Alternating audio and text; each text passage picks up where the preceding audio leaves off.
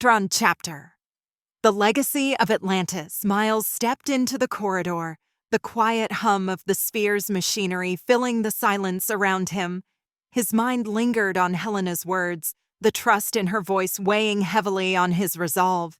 He tapped his comm device, his tone firm but calm. "Theo, summon the team to the briefing room. We need to go over the findings one more time before tomorrow."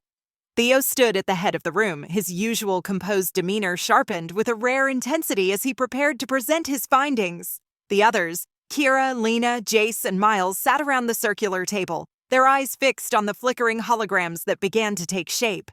The air in the room was tense but focused, the weight of their mission pressing heavily on them all. Tomorrow would change everything, and each of them knew it. The sphere's briefing room hummed softly, the faint glow of holographic projectors casting shimmering light on the faces of the gathered team.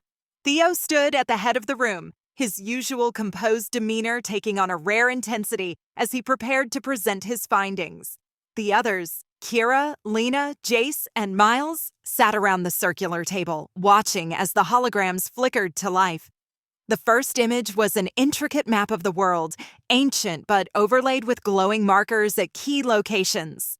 The pyramids of Egypt, the temples of Mesoamerica, the stone circles of Europe, and the underwater ruins off Japan. The markers pulsed faintly, each one connected by faint glowing lines. Theo adjusted his glasses, his voice calm, but authoritative. "What I'm about to show you isn't just a theory. This is evidence that the Atlanteans 9,600 years ago may have shared knowledge that influenced civilizations across the world. Their civilization wasn't isolated. It was part of a larger network of early human advancement." Jace leaned back in his chair, his arms crossed. "You're telling me the pyramids in Egypt and some random stone circles in Europe are connected to Atlantis? Seems like a stretch." Theo shot him a look, unfazed. "It's not a stretch, Jace. The evidence is overwhelming. Let me explain." He tapped the console, and the holograms shifted to display the Great Pyramid of Giza. "We know the pyramids are one of the greatest architectural achievements in human history, but their precision, down to the alignment with celestial bodies, mirrors techniques found in Atlantean ruins. The angles, the measurements, the materials used, they all suggest an influence far beyond what we thought possible for ancient civilizations." Kira leaned forward, her arms resting on the table. "Okay, so maybe they inspired the pyramids, but what about the rest of the world? That doesn't explain why we're seeing similar structures thousands of miles apart." Theo nodded, zooming out on the hologram.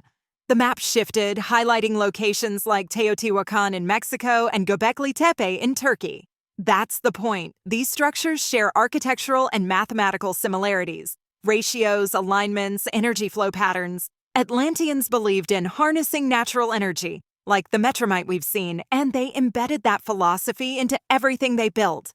The hologram changed again, showing an underwater ruin off the coast of Japan, its intricate carvings eerily similar to those in Atlantis. This isn't coincidence. Atlantean explorers brought their knowledge to other parts of the world, influencing civilizations that later built on their foundation. Their knowledge was shared, but over time it was fragmented, lost, and distorted. Theo paused, letting the weight of his words sink in. He tapped the console again, and the hologram shifted to show a glowing energy network running beneath the Earth. The lines connected the marked locations, forming a web that spanned the globe. "Here's the most important part," Theo continued. "Atlantis didn't just build structures, they built an energy grid. The locations of these ancient sites aren't random. They're positioned along the lines, natural energy currents that Atlanteans learned to harness. The Metromite crystal we found is the missing key to this grid." Jace let out a low whistle, leaning forward. "You're telling me they built a global power network using Metromite?" "Exactly," Theo replied. "The structures acted as conduits, channeling energy from one point to another. That's why the pyramids, the temples, the stone circles, they all align with astronomical events. The energy they tapped into wasn't just terrestrial, it was cosmic." Kira frowned, crossing her arms. "And what happens if someone reactivates this grid? Is it even possible?" Theo hesitated, his gaze flicking to Miles before answering. "Theoretically, it's possible, but we have no idea what the consequences would be. The grid was designed for a world that no longer exists. Reactivating it now could stabilize global energy systems, or it could destabilize everything we know. Miles, who had been silent up to this point, leaned forward, his voice calm but firm. So what you're saying is the Metromite isn't just a source of power, it's a tool for rebuilding or destroying the world. Yes, Theo said quietly. In the wrong hands, it could be catastrophic. That's why we need to understand it before anyone else does. Lena, ever the optimist, looked at the hologram with a mix of awe and determination. But if we could harness it responsibly, this could change everything. No more energy crises, no more fighting over resources. Jay snorted, shaking his head. Yeah, because humanity has such a great track record with responsibility. Kira shot him a look. He's not wrong, Lena. If word gets out about this, every government, corporation, and warlord on the planet will come for it. We'd be painting a giant target on our backs. Miles nodded, his expression grim. Which is why we need to keep this quiet until we know exactly what we're dealing with. Theo turned off the holograms, the room dimming as the glowing projections disappeared. He looked around at the team, his expression serious. Atlantis wasn't just a lost city, it was the foundation of everything we know and everything we've lost. If we're going to protect its legacy, we need to move carefully. There's more at stake here than just history. Miles stood, straightening his jacket. Then we'd better get to work. Whatever's waiting for us out there, we'll handle it together. The team exchanged weary nods, the gravity of Miles's words sinking in. One by one, they rose from their seats, exchanging quiet goodnights as they filed out of the briefing room. The faint hum of the sphere's systems accompanied their departure, a constant reminder of the monumental task ahead. Kira stayed behind, watching Miles as he gathered a few scattered notes from the table. You sure you're not going to crash at some point? She asked, half teasing, though her tone carried genuine concern. Miles gave a small smile but didn't look up. Not tonight, he said. There's too much riding on this. Kira hesitated, then asked, How's Helena holding up? Her voice was quieter now, a trace of concern laced between the words. Miles paused, his grip tightening slightly around the notes before he forced himself to relax.